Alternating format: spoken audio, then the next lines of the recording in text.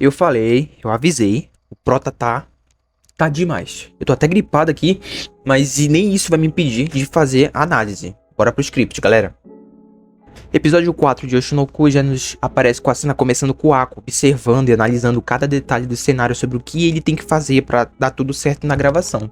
Logo em seguida, nos corta já da Arima falando de como ela era muito popular durante a carreira mirim dela. Só que com o tempo ela percebeu que era inevitável ser popular e conhecida pra sempre, que alguma hora essa popularidade ia sumir e as pessoas iam esquecer dessa fama. E foi exatamente o que aconteceu com ela. As pessoas até falam no episódio que por conta desse sumiço dela na indústria, ela tinha fracassado. E como ela mesmo disse, mesmo ela estando quase no fundo do poço, ela não desistiu e continuou com a dedicação dela nesse meio da indústria. E finalmente ela tinha conseguido um papel principal, que no caso era desse projeto que eu tinha mencionado na análise do episódio passado.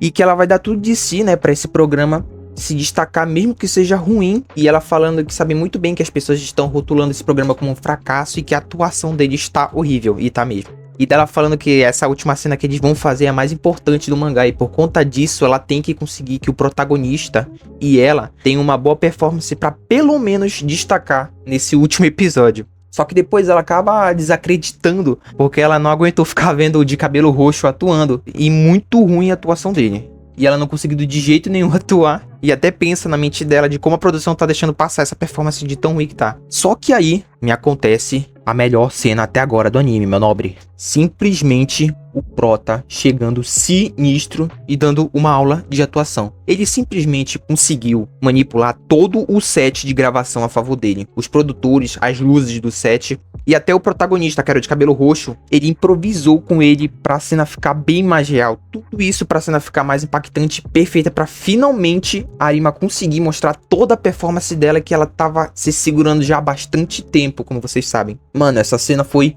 incrível. Não a atuação do Aqua, se vocês forem comparar, ele literalmente parecia muito o Stalker que matou a mãe dele. Cara, tava igual. O Aqua parecia mesmo um assassino.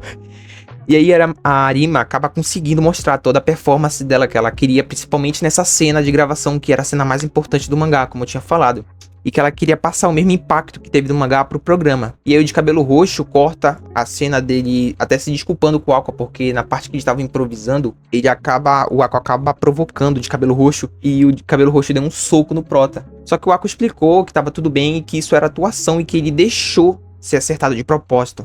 Mas o que importa era que ele tinha conseguido fazer com que a Arima se destacasse nessa performance dela. E aí aparece a Arima fazendo a última cena que ela tem que ficar, tipo, apaixonada pelo protagonista. E aí aparece ela com a bochecha vermelha, atuando entre aspas. Porque deu a impressão pra mim que ela não tava atuando e sim tava corada por causa do Prota, depois do que ele fez pra ajudar ela. E no mangá isso deixa um pouco mais explícito sobre essa corada dela. Vou até deixar aí. Galera, e agradecer aí vocês pelos 10 inscritos, tá me motivando muito mesmo a continuar a gravar vídeo aqui no canal e rumo aos 20, tamo junto. E aí nos corta a cena já no escritório da mangaka que fez o mangá, que foi adaptado para esse programa que o Prota tava fazendo. E da mangaka falando para as assistentes dela se elas ainda estavam assistindo o programa, e as assistentes dela falando que não valia mais a pena assistir porque estragaram a adaptação dela, que ela se dedicou a fazer. Só que ela explicando que os outros mangakas que tiveram suas obras também adaptadas para TV já tinham falado que não era para criar uma expectativa tão grande nisso. Mas aí aparece a mangaka chorando e vendo o último episódio do programa e feliz de que fizeram uma adaptação do mangá dela. E aí nos aparece um momento do Aqua explicando que o programa não foi tão popular assim, mas por conta desse último episódio que eles se esforçaram, não foi todo o público, é claro, mas alguns grupos específicos, mais os fãs do mangá, que elogiaram o final do programa. E já nos corta a cena com Aqua e Arima na festa de despedida do elenco do programa, e Arima se encontrando com a mangaka, e aparece Arima com uma cara triste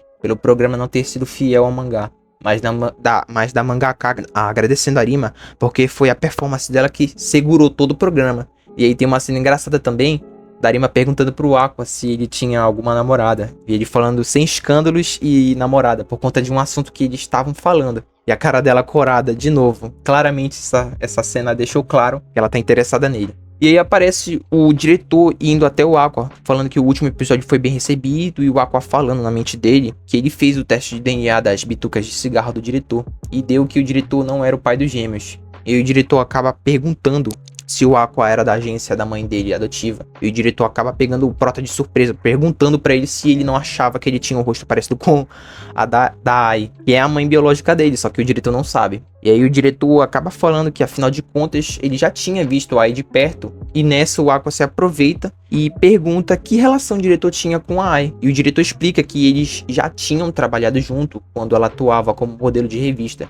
E ofereceu também os trabalhos pra ela. E o mais importante, que ele ajudou a Ai a encontrar algumas cafeterias para que ela pudesse se encontrar em segredo com algum cara, sem que a agência dela soubesse na época. Então o Aqua acaba perguntando com quem ela estava se encontrando. E nessa o diretor até pergunta se ele era fã dela e se estava interessado em alguma fofoca dela. Mesmo depois de morta. E o Aqua acaba dizendo que sim, né, pra ele acreditar. Aí o diretor não liga em contar pra ele, mas ele queria que fizesse algo em troca.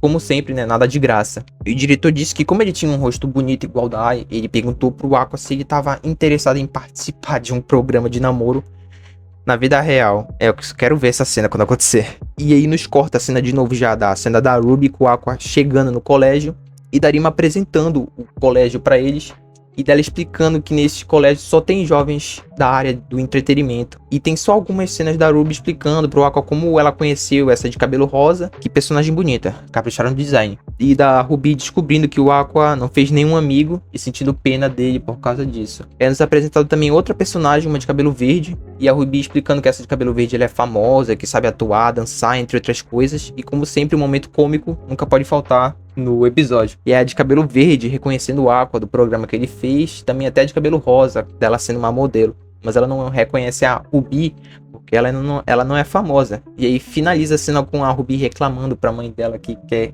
se tornar logo uma idol, porque senão as pessoas vão fazer bullying com ela, por ela não fazer nada ainda nesse meio. Só que a mãe dela explica que é difícil achar garotas fofas e que a maioria está indo para empresas grandes e que não podem ser afiliadas a outras agências. E com o Aqua do lado escutando isso, ele acaba falando que conheceu uma garota fofa e que não tem agência. Acho que vocês já devem saber de quem eu tô falando, né? Da Arima. Aí só falta saber se ela aceitou. E assim, finalizando o episódio 4 de Oshinoko. Eles adaptaram 3 capítulos do mangá, do 17 ao capítulo 19. E espero que vocês tenham gostado aí. E agradecer de novo aí, galera, pelos 10 inscritos. Tamo junto, família.